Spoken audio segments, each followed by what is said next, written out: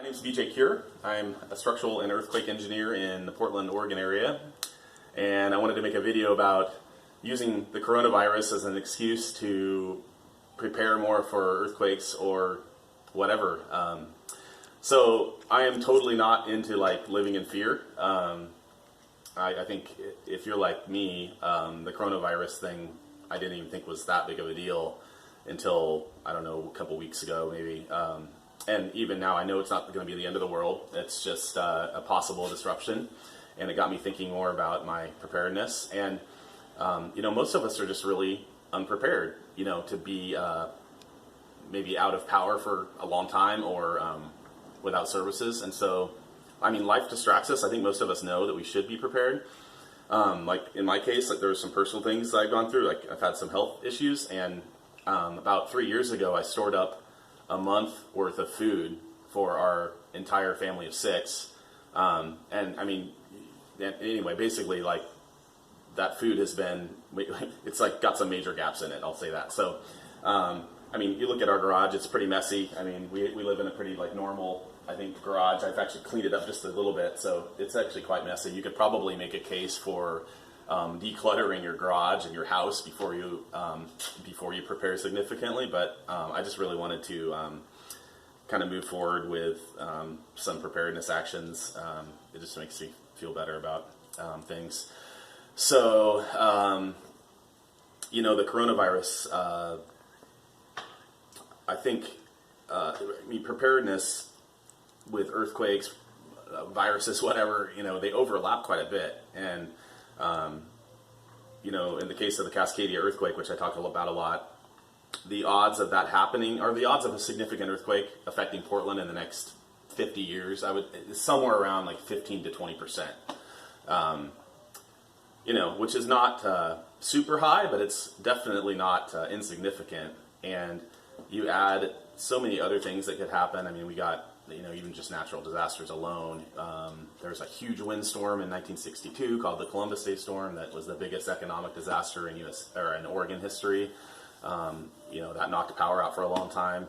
We get snowstorms occasionally. We don't get a lot of severe weather, but another volcanic eruption is possible, in the next 50 years. But then you have all these other things too. And so my opinion is that the risk of something significant disrupting kind of normal life in the next 50 years, say, is pretty high. Like I said, I don't want to live in fear, but I just want to be prepared for it and at some level.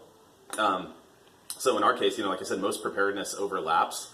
And in our situation, food was, I think, probably the situation where we're the most underprepared in general. And because I think we have to think about, with the coronavirus, the possibility of maybe not being able to go out to stores quite so much, or being quarantined in some way, or just stuck at home, I wanted to up the preparedness level of our food. So I just made a trip. You can kind of see a lot of the stuff I just got. There's still some gaps that I need to fill with a more normal grocery store trip. This was a Costco trip, but I've got charcoal because I've got a few different alternative ways to cook, and grilling is definitely one way that I would prefer to do if the weather's nice, especially. I did get some toilet paper and some water. That wasn't the main purpose of my trip, though.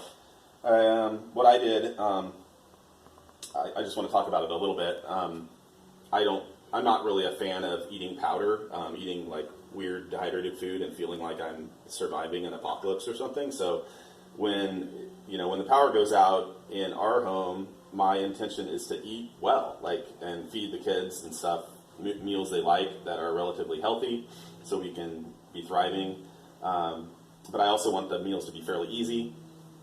So what I did is I picked a week-long worth of meals, and basically bought that 4 or 5 times for a month worth of food. And then plus I had some other things for snacks. Over here you can kind of see a bunch of miscellaneous snacks, comfort food kind of things. And then we got kind of a burrito meal.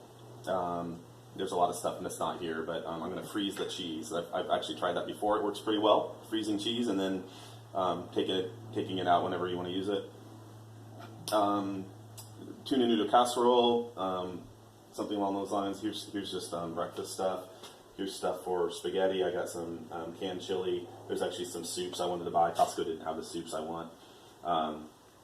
That's kind of just a sampling of what we have for, and then I actually did buy some kind of expensive dehydrated food too. I actually have some other dehydrated food, but I bought some more. So that's kind of what we've done, and I took a day off of work just to do this. I feel like it's was worth my time, and I think it's worth considering, just making it a priority. And if you don't have a lot of like cash available to just go crazy buy a month of food, there are a lot of little things you can do. I mean, you could just buy one of those like 10-year or one of those like 5-day things that last for like 10 years, or some dehydrated food or something. It's better than nothing, you know, or buy a bunch of cans or buy some beans and rice, dry beans and rice, and make sure you have a way to cook it, you know.